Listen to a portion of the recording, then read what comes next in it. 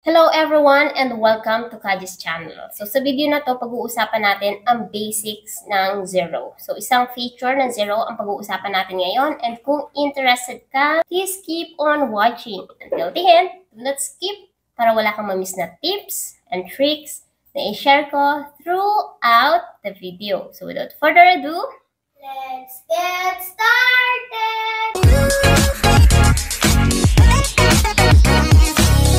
Kung bago ka lang sa channel na to, I'm Kaji, virtual assistant, executive assistant, bookkeeper, accountant. So kahit anong work, pinapasok ko, basta't online, kasi online work is amazing! Sa channel na to, dinidiscuss natin more on online work, tips and tricks, and mga success stories. So kung interested ka sa mga topics na yon, please consider subscribing and don't forget to hit the notification bell para wala kang ma-miss na video na ina-upload ni Kaji every single week.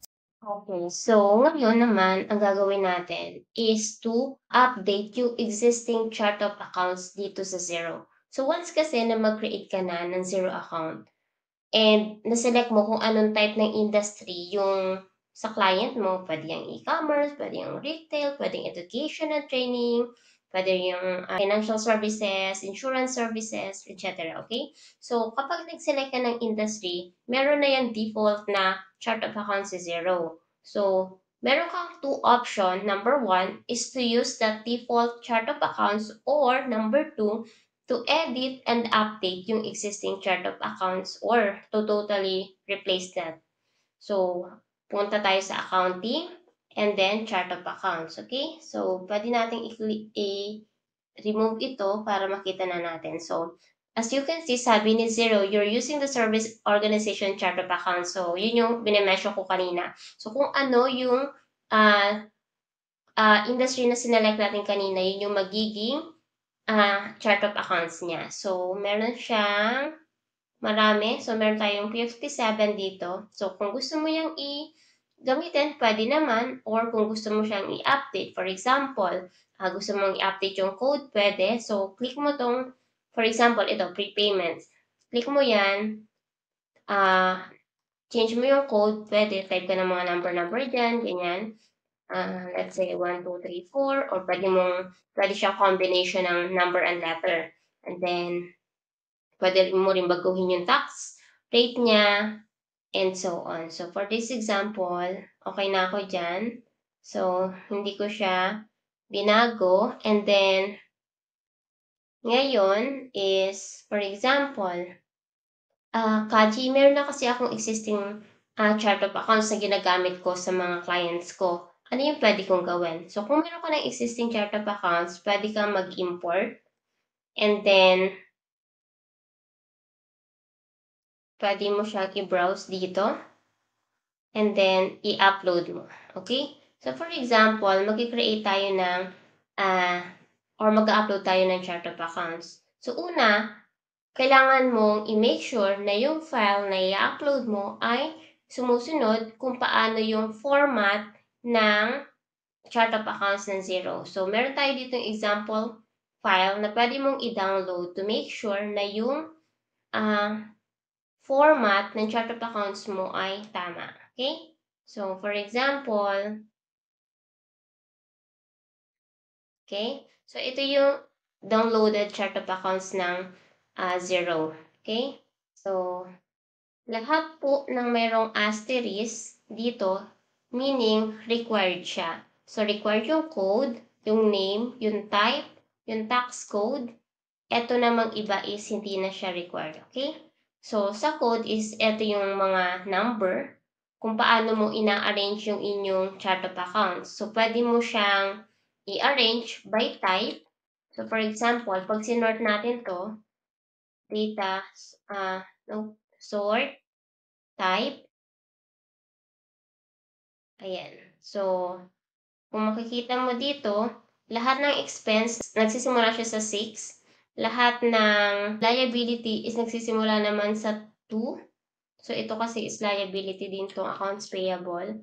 So, as you can see, nagsisimula lahat siya sa 2. So, ganun ni Zero inayos yung kanyang chart of accounts. So, may number coding siya. Kapag expense, lahat ay 600. Kapag fixed asset, nagsisimula naman yan sa 150. And then, ayan, yung revenue nila is 400. Ayan. So, lahat yan ay kanyang in-arrange na. Okay? So, make sure na ang code, ang name, ang type, ang tax code ay laging merong data kapag mag-create ka or mag-upload ka ng sarili mong chart of accounts. So, for example, meron tayo ditong sariling chart of accounts na gagamitin. Ito, sample chart of accounts. So, ang gagawin mo lang is, number 1, kung ikaw ay may existing na, so syempre kung may existing ka na, meron ka ng code, tapos name, meron ka ng type, tax code, and description.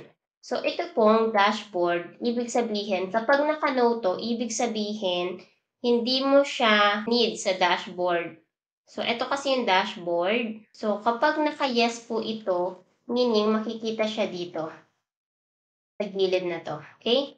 Pero since naka-no, hindi siya makikita. Anong purpose kung bakit may yes and no dito? So, minsan kasi yung mga client natin, gusto nila na nakikita nila, okay, magkano na ba yung accounts receivable ko? Magkano pa ba yung accounts payable ko?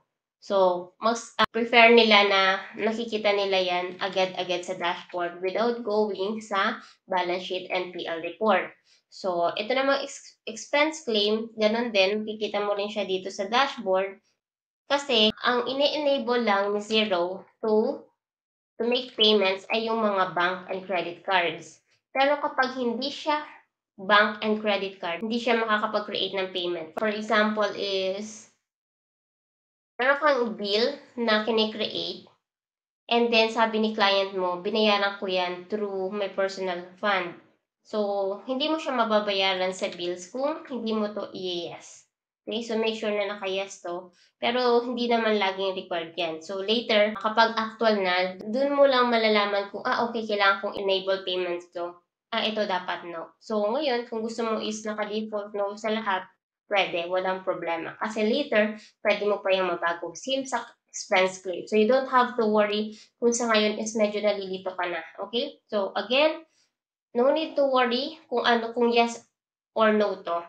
So, sa ngayon, i-default no muna natin para walang problema.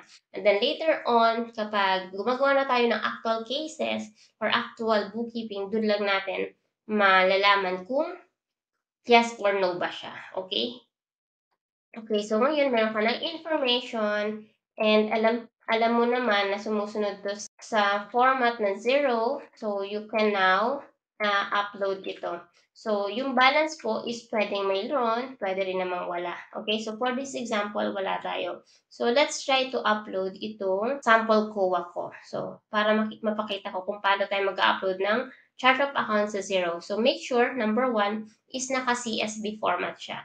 So, save as, CSV natin siya. Okay, and then save. And then, punta tayo ngayon sa Xero. And mag-import tayo ng chart of accounts. Okay? So, ulitin ko, nasa chart of accounts tayo. Accounting, chart of accounts, accounting, chart of accounts, import, and then browse. And then, ito, sample COA, and then import, and then ngayon matidetect ni Xero. Sabi niya, na-import na yung file na in-upload mo. It includes 47 new accounts. If you want to view, pwede naman po. Makikita mo kung ano yung mga information na kasama dito or mga accounts. Yung updated accounts, ano yung mga system accounts na hindi na-update, and ano yung mga in-exclude nila. So, ito yung mga accounts na existing na sa Xero.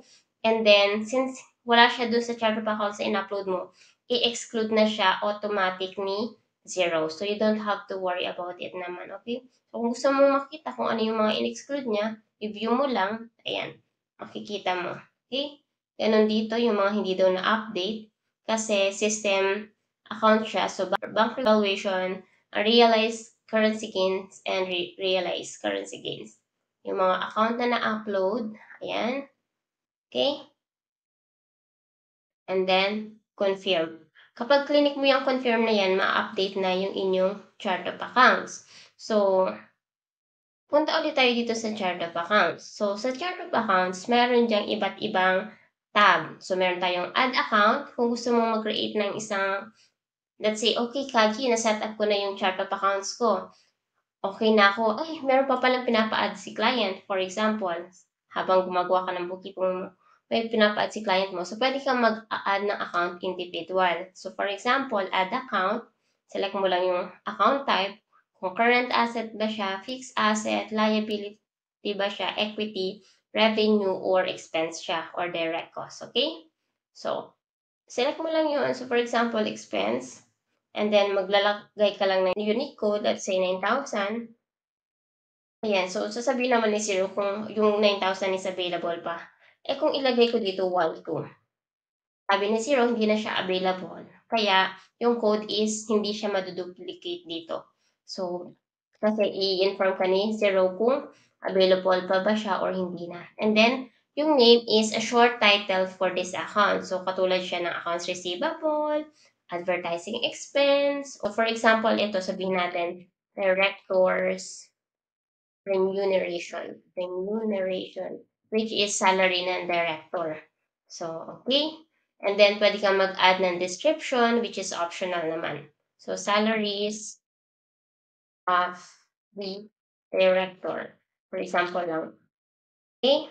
And then, yung tax naman is, meron ka ding option ng if it is tax exempt, tax on purchases, or tax on sale. So, normally, ang nilalagay ko na dyan is 0%. Kasi, iba-iba kasi yan per transaction and per supplier. So, hindi ako naglalagay ng default dito. Okay? Unless alam ko na, okay, lahat lang ng papasok sa account nito ay itong payment para sa supplier na to. So, alam ko na siya ay taxable or not. Okay? Pero since hindi ko pa alam, so, i-default ko lang siya ng 0. Okay? So, ito yung kanina na i-show on dashboard watchlist, which is yung dito. Kung i-enable payments mo, pwede rin naman. Okay? And then, save. Okay, so added na po yung 9,000 na director remuneration. So, dito, add account yan. And then, pwede mong i-print yung inyong chart of accounts, i-import, and export. Okay? So, ngayon, meron dito all accounts. So, sa all accounts, makikita mo lahat ng account category na meron ka sa chart of accounts. Kapag naman asset, so asset lang makikita mo. Hindi mo makikita yung liabilities, equity. Okay? So, ganun din sa liability, equity, expenses, revenue, and archive. So, sa archive tab, ito po, dito po ninyo makikita o lahat ng account category na in-archive mo. So, for example, nandito ako sa all accounts. And yung dinagdag ko kanina na director's remuneration is archive ko. Okay? And then, pag pumunta ko dito, meron na. Once archive na siya, pwede mo pa rin siyang mabalik sa active. So, ganun lang. And then, restore mo. Mapupunta na ulit siya sa active accounts. Okay? And then, ganun din. So, kung gusto mong i-edit, ayan, edit mo lang, change mo yung account type kung gusto mo, or mag-add ka ng name, or mag-add ka ng description. So, ganun lang kadali mag-edit, mag-add, and mag-upload ng chart of accounts, okay? And then, for example, meron kang 58 na account category. So, nahihirapan ka magtingin or mag-scroll down, pwede ka mag-search dito ng code name. Let's say, ang hahanapin natin ay payroll. Tingnan natin kung anong mga account natin sa payroll. So, pag sinearch natin yan, pwede mo click yung search or click mo lang yung enter sa keyboard mo. Papakita niya na sa'yo kung ano yung mga account na meron tayo for payroll. So, ganun, mag-create, mag-upload, mag-update, mag-edit, and mag-archive ng mga account category sa chart of accounts sa Zero. So, sana marami kayo natutunan sa video na to. And if you want more videos like this, just let me know sa comment section and Kaji will try to create more videos for you. I'll see you again sa next video ko. Bye!